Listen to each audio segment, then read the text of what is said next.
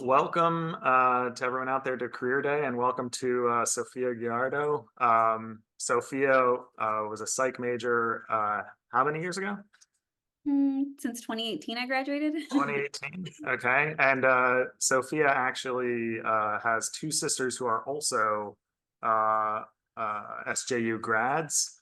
Um, just a fun fact, Sophia has a twin sister, and I didn't know this for a long time. And so, from my perspective, there was one Sophia that would say hi to me on campus when I walked by, and another one that would just completely ignore me while I was waving at her. And it took me a while to figure out what was going on. But it turns out that there are two. Welcome and thank you so much. Yeah. Sophia is a lawyer in the San Diego area, and I've got a list of questions for you. Please welcome Sophia. Thanks so much for having me. And I forgot about that with my twin sister. I'd have to tell her, be nice. If people say hi back. So yeah, thanks for that reminder. But yes, happy to be here. Thank you for having me. Okay, so first question. Can you just describe uh, what are the core responsibilities in your current role, and just generally speaking, what is it like? What's a typical day or a typical week like in your job? Yeah, so as you mentioned, I am an attorney. I focus on estate planning, so I'm primarily estate planning and probate attorney. So what that means is I'm typically here drafting and reviewing estate planning documents. So living trust, wills, powers of attorney documents, and then I'm also in probate court. So for those of you that don't know, probate is a court process where it allows your family members to have to go through this court process here to administer your estate. If that family member passes away with assets more than $184,500. So again, if you own a home here in San Diego, that's likely going to trigger that probate process. It differs from state to state what that probate threshold will be. So it's likely going to be different there in Pennsylvania or whatever state that individual is in. So I am in court for those matters. Thankfully, the ones I'm engaged in are uncontested. So I'm not really doing litigation, which is what I wanted. And then typical day to day. So I am at a new law firm here. I started here about a year ago, and it's pretty much every day is a routine, but it looks a little different every day. So for the most part, I have 3 to 5 clients a day, and those meetings here are going to be what we call design meetings, where we're sitting down with the clients and we're getting to know what their preferences are, what their needs are here when it comes to designing their estate plan. So we get to know their family information, the relationships they have with their family, with their loved ones, how they want to distribute their assets here, and kind of brainstorming with them and designing their estate plan. So as you can imagine, these conversations tend to be very personal, very vulnerable. You do get a lot of tears in those conversations sometimes, but they're also very important. When I'm not in meetings, I'm preparing for meetings. So whether that's drafting estate plans, that's reviewing current clients' estate plans, and they want us to make amendments, then I'm reviewing the current language and the terms of their existing documents.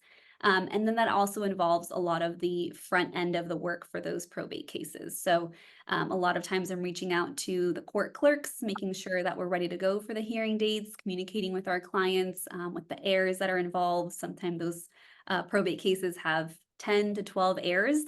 So it's a lot of communicating, making sure everybody's on the same page. So again, that's typically what I'm involved with, is the estate planning side. And then if somebody passes and they don't have the estate plan, through the probate side. Okay. Can you tell us a little bit about the firm in which you work, like what the size of it is? Yeah, it's actually a small law firm. So there's only 5 employees. I'm one of 3 attorneys, and then there are 2 support staff. So I started here with the firm last June. And I'll talk about this in other questions, I'm sure, but I was at another firm for about 2 years before I moved over here. And really, the reason why I moved was to make a name for myself and really have the opportunity to bring in my own clients, which is why I liked having working for a small law firm. And it is, very a tight, close knit group, which I think is one of the things I'm most thankful for, is was having a good relationship with my coworkers and boss. All right. Yeah. Okay, so another kind of broad question. How did you decide to go into law? And then specifically, how did you decide to go into probate law?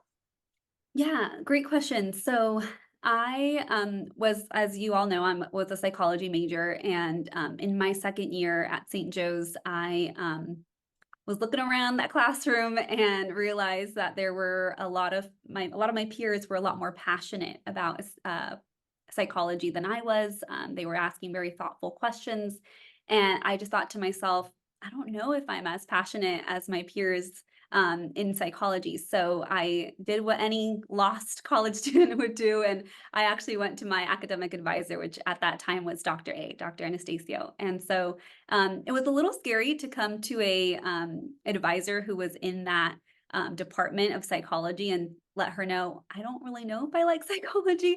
Definitely a little bit of a humbling experience there. But I spoke to her and I let her know where I was at. And she mentioned to me, it's normal to feel like this, especially as a second year in undergrad.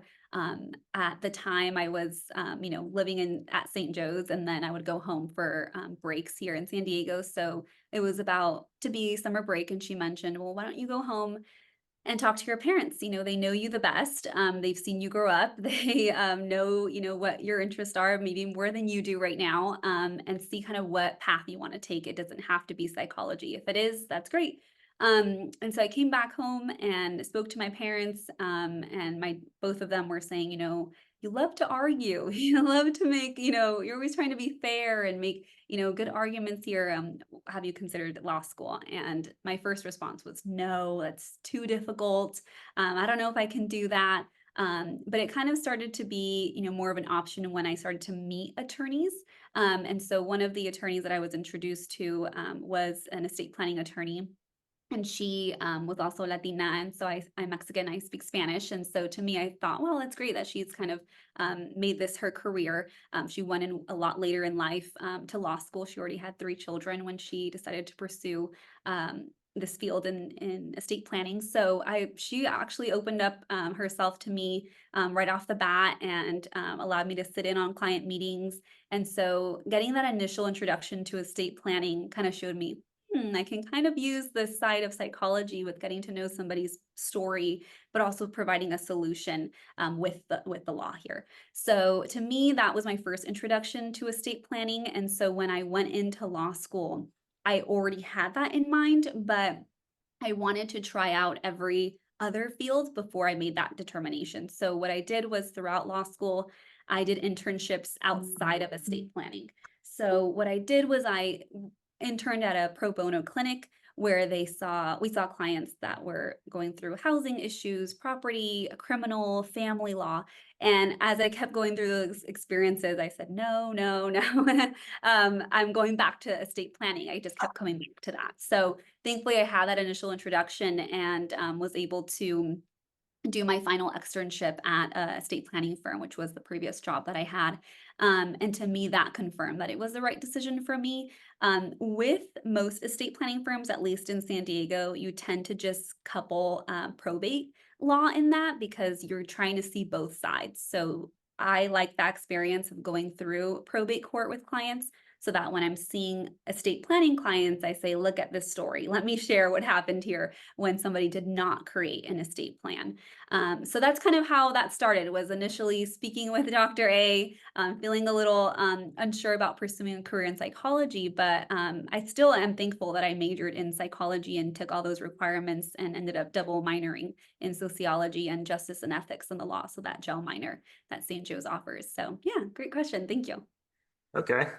Just for the record, I think you asked fine questions when you were here. But Thank you. so you mentioned that you felt like the law was kind of just like too aspirational or too intimidating. Do you think it was meeting with this other? What is it that made you say, like, wait a minute, I do think that I could actually pull this off?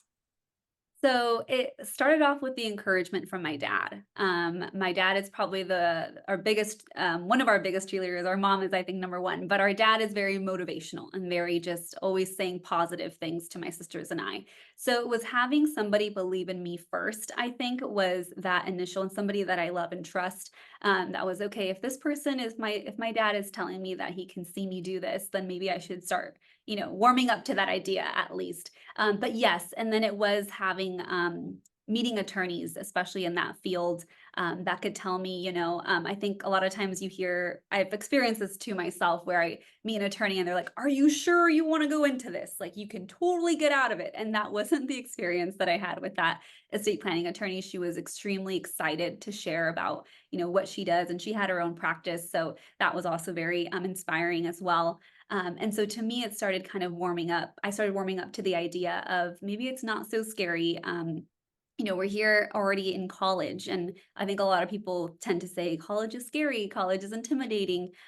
So is law school going to be that different? Maybe. And so I just kind of started to at least throw more positive thoughts toward law school and the idea of going to law school rather than completely psyching myself out before even trying. So, and then, it's a long process. You got to do the LSAT and take some courses there to be prepared. But I think as long as the best advice was I didn't hold myself back. So it was warming myself up to the idea. Mhm. So, is there something that stood out of you as like really surprising, either about your job or maybe about law school? Something that just was really not what you expected. Yes. So to me, it was actually how much networking is involved. I had no idea, even starting law school and then now being an estate planning attorney. I am involved in so many groups and organizations to network. And when I was at St. Joe's, I saw networking or career day like today or anything like that. I think there were like business expos or something. And I only saw that as the business attorneys or the business majors or marketing majors. And that's just for them. And I was completely wrong. I, started law school and I started seeing flyers and emails like, make sure you come to this mixer and there's going to be this potential employer. And to me, I thought, oh, wow, like I actually have to go out there and like market myself and network. And so to me, that was the biggest shock starting law school and then now being an attorney is how much networking is involved, not only for referrals and clients, but also to meet other professionals in the field and kind of gain that foundation and trust if I'm dealing with a matter that I may not be familiar with, but I know this other attorney has dealt with something similar, I can feel confident enough to reach out to them because I've established that relationship through some networking events and then following up and doing coffee or whatever that looks like. So yes, definitely that was to me what was shocking. Of course, there's other things probably, but yeah, networking was the biggest one. So, uh, do you like belong to groups in the like? Can you just talk about that and Yeah, how it works and absolutely. Yes. So one of the groups that I'm involved with is it's a networking group. It's called Business Network International. I had not heard of that group until I was already an attorney. Some professionals have heard of that. They hear about that starting in their when they're in college or in their graduate program. But it's BNI, it's Business Network International, and it's nationwide. There are several chapters here in San Diego County. Think about 31 here in San Diego. And the way it works is there's only one person per profession. So it's a referral group. So can only be one estate planning attorney, one realtor, one financial advisor. So you're pretty much building this group that you can build that trust between them so that later on, if I'm dealing with a client, for example, in my case, and they just received, a nice inheritance from mom and dad, and they've never invested that before. Okay, here's an introduction to my trusted financial advisor. So that I started that my second year as an attorney, and now I hold a leadership position as the vice president of the chapter. So it's funny, it like starts off, just like, oh, it's a very chill, relaxed meeting. And then, Sophia, do you want to hold a leadership leadership position. So you definitely will get more and more involved as you start to just join these groups. I'm also a board of directors for one of the county bar associations here. So it's East County San Diego Bar Association. My boss was a board of director last year and asked me if I was interested this year. So really just a lot of community involvement, I feel, is key to, again, gaining relationships, really getting to know the people that are around you that have done this already for a long time, can provide you pointers. But I do love being involved. There's another group I love. It's Estate Planning Group Network. I don't know if it's just in California, but there are several groups here as well. And it's similar where we actually work on case studies together so that the people in the group can see what an estate planning would recommend in that situation. And I can see the perspective of a realtor in that situation. So really a lot of just continuing to learn and not really just staying in your lane, but really allowing other people to have, a say and seeing how they work and what they do. But yes, it's long days though. I have those BNI meetings are every week at 7 a.m.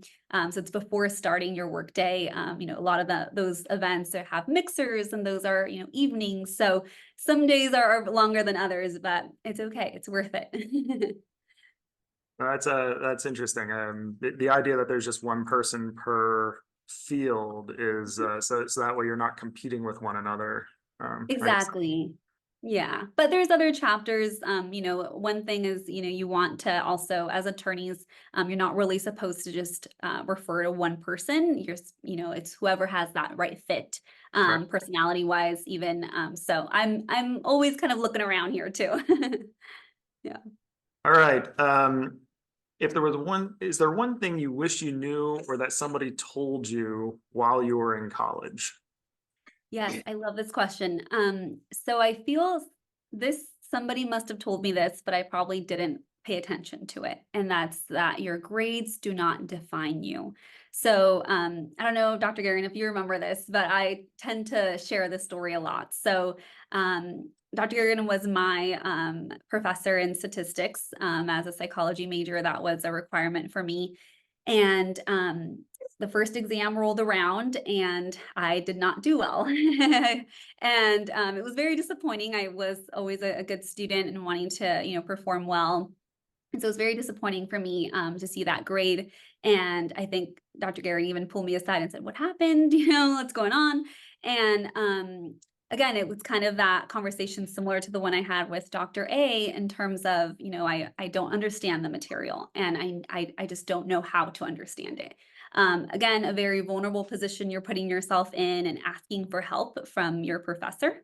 Thankfully, Dr. Garrigan was willing to support me and I met with him every single week after that, once a week. And I don't know how long those meetings were, maybe hour, maybe longer, but he would sit me in a room and I would have my paper and pencil and just start working on problems and starting to understand how to do those calculations.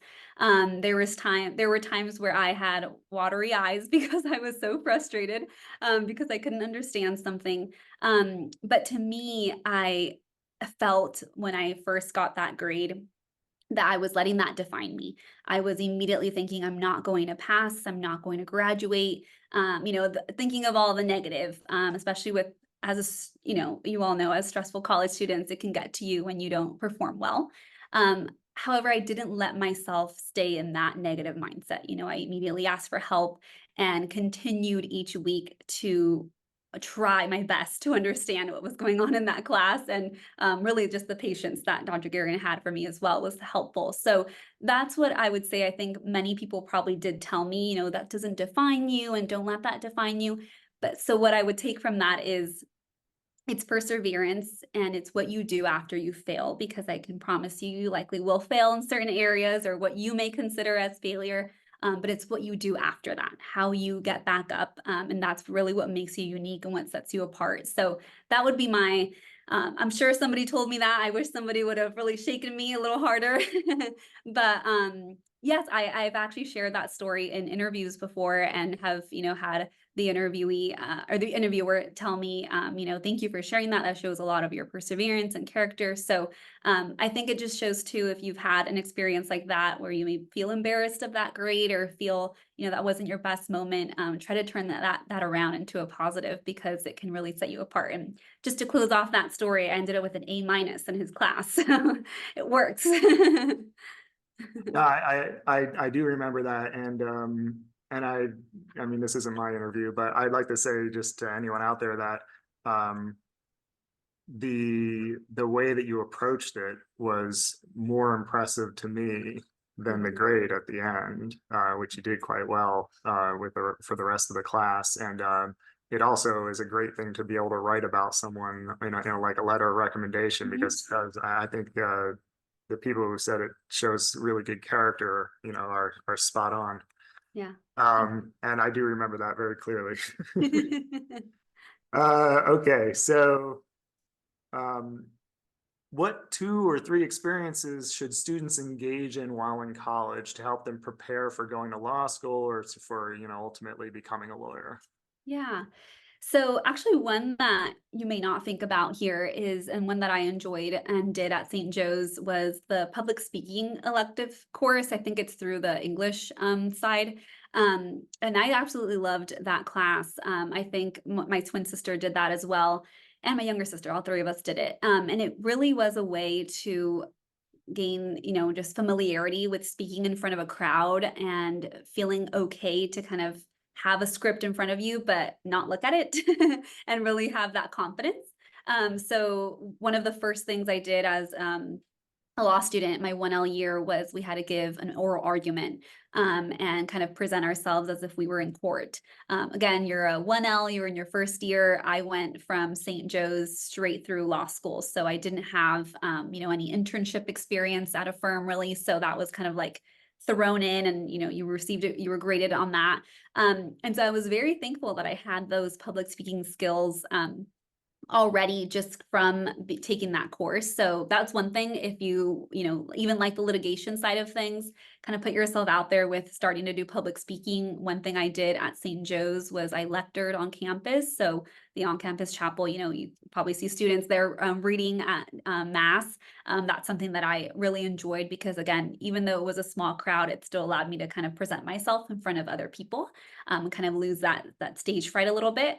The other thing too was just, if you really do want to pursue a field in a legal career in the legal field, I would say the GEL minor was awesome at St. Joe's. It was something that I think Dr. A proposed to me when I came back and told her, I think I want to go to law school. And that showed me, what courses are available. So the justice and ethics and the law minor was something that I really enjoyed while I was there, and was, offered some great courses, great guidance from those faculty members. So really just not feeling lost, I feel, especially if you're going into something where you're still going to be a psychology major, but you're kind of doing something separate from everybody else. You do want that support. So the GEL minor was very effective for me, for sure. So you really feel like these public speaking opportunities helped? I mean, you must use this all the time as a lawyer. So was this really formative? Yes, absolutely. I mean, I love to talk. So I think one thing that I learned from that public speaking course is, you have to know who your audience is. So one thing I learned early on when I started interning and doing interviews to get internships while I was in law school was, and I may be doing it now, was the interviewers would tell me, you're speaking very fast, you speak quickly. And that was actually some pointers that I received from Professor Krause when I was doing public speaking, and I would end up stumbling on my words because I spoke so fast. And so to me, it was just having those things in mind and like keeping them in your back pocket. Number one, know your audience, and number two, speak slowly and clearly, which I'm sure you all think you know that, but when you're nervous, sometimes, that goes out the window. So practicing that a lot more has been a lot helpful. And now I give estate planning seminars just to provide education to the community in English and in Spanish, and have definitely continued to use those skills for sure. So are there any psychology classes specifically that have you find useful in your day-to-day life as a lawyer? Yes. So one that I was thinking about here was actually the senior capstone. I took the sleep seminar with Dr. Mendel, and that to me, just at least indirectly, having that group setting and working together and doing the research and coordinating. A lot of that is what you do in law school as well. There's going to be times where you're working as a team, to present something to a judge or to your supervising attorney. So I would say just even that setting, not necessarily the sleep seminar, but in terms of how that was structured and what is expected of you in that course is definitely the standard that law school set for us. And then now as an attorney. So really working as a team. Ethics and psychology, that was a great course as well. As an attorney, you also, at least in California, you have to take an ethics exam as well before you can take the bar exam. And so that had a lot of, similarities here in what standard we're being held to as attorneys. So yeah, I would say those were the two that came to mind.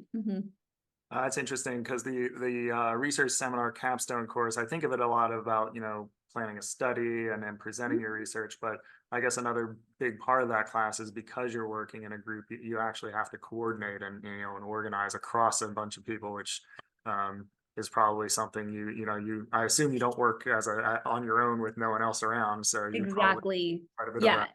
Yes, exactly. It really is a lot of teamwork, a lot of strong communication skills, because you're not always going to work with people that have the same style of communicating, and so it's really important to get familiar with how do I approach this in a way that that other individual is going to understand and actually do the work, but not seem like a parent. It's we're all peers here. I want to give you that respect. So it's definitely it's still a work in progress for sure.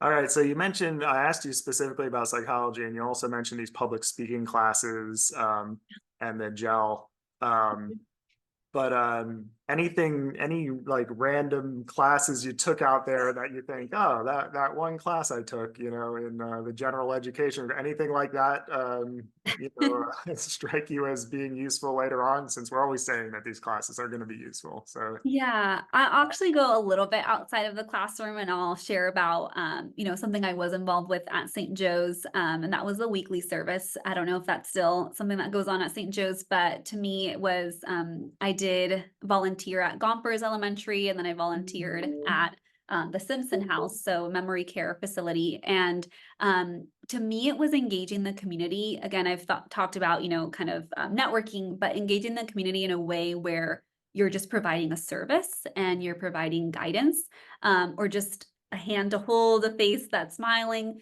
I think to me is will also add value in whatever career path you choose. To me, as a estate planning attorney, we do, or even as just a practicing attorney in California, it's recommended to do pro bono hours.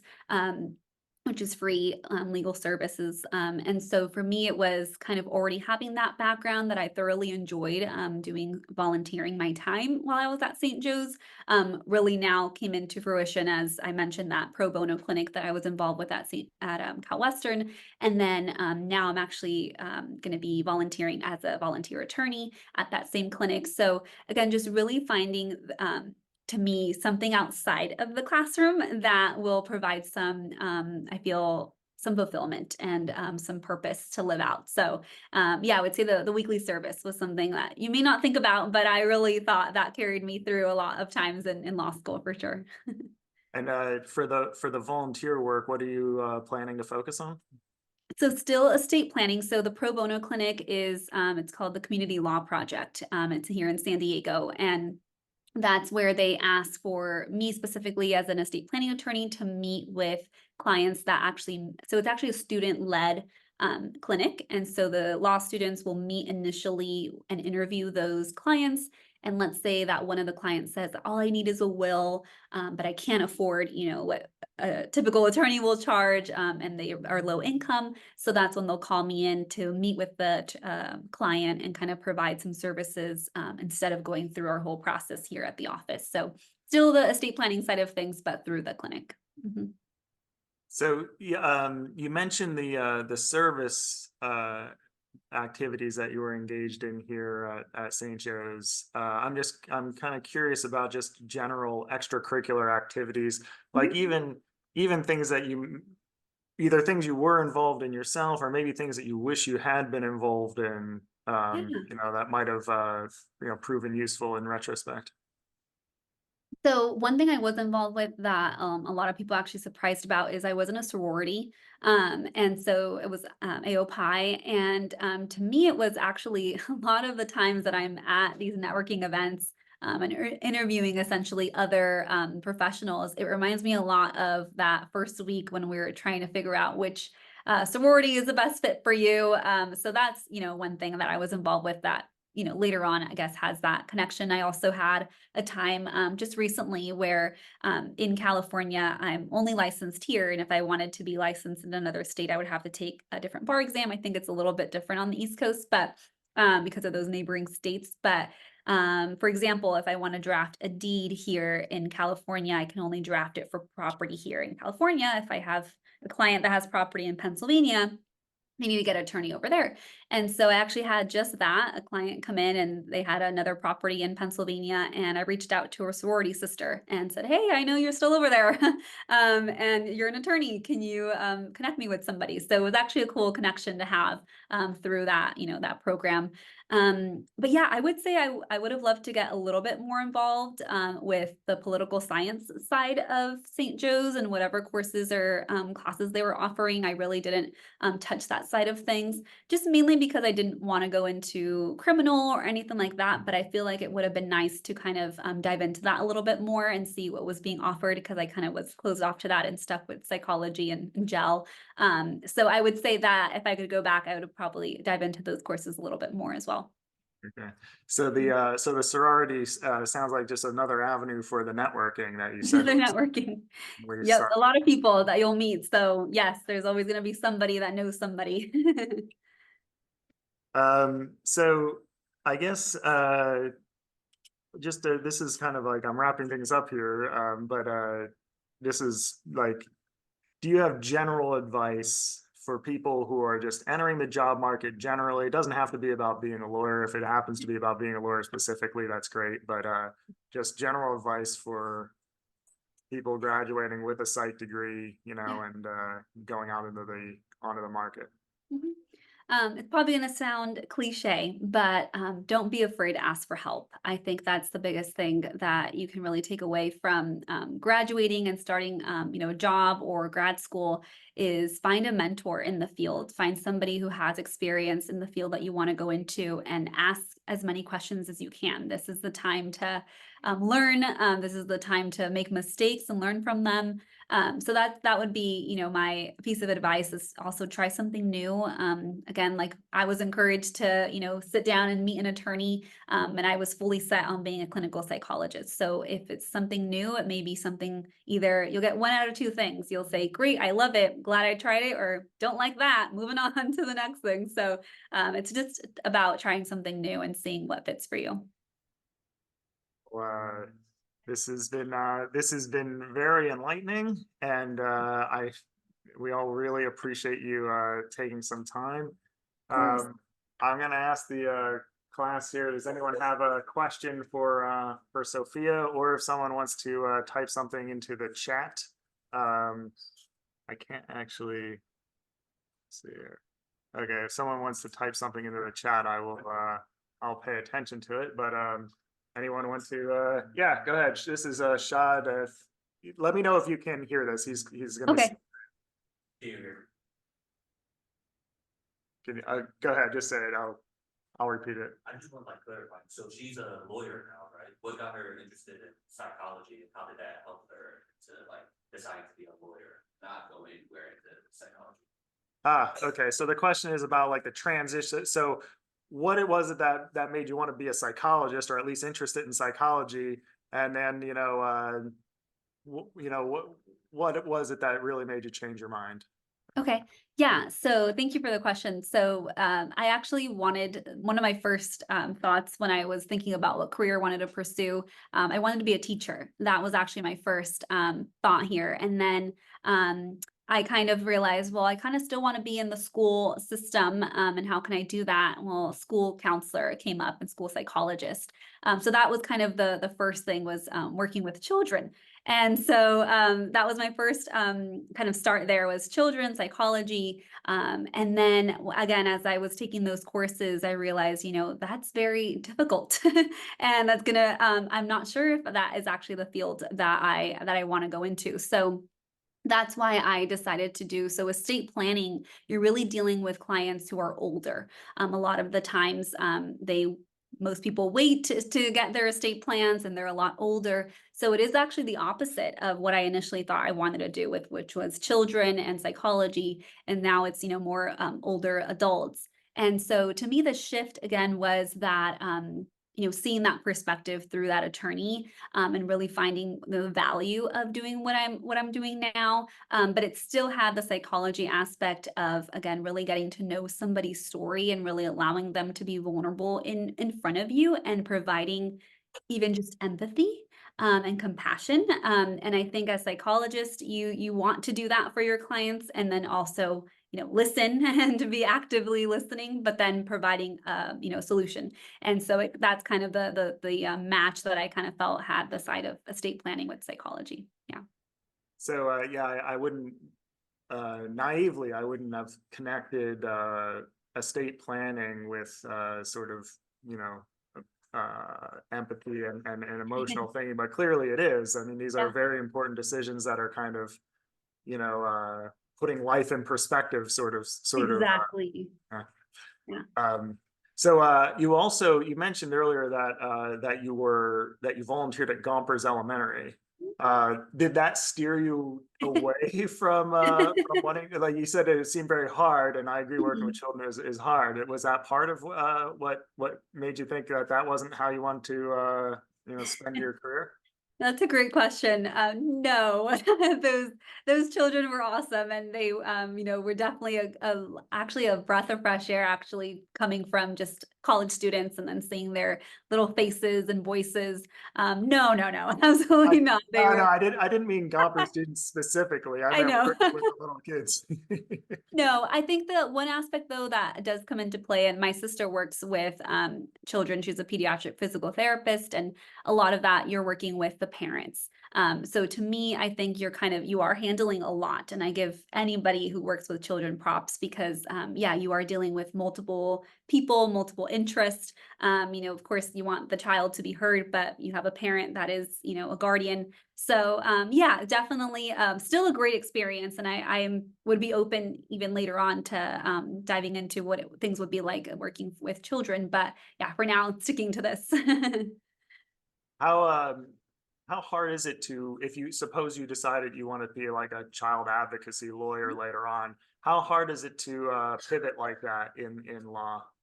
It's not that difficult actually, and I don't know firsthand, but my coworker Taylor, actually, she's now an estate planning attorney. But for the first 4 years that she was practicing as an attorney, she was actually a district attorney here. She was a DA in San Diego.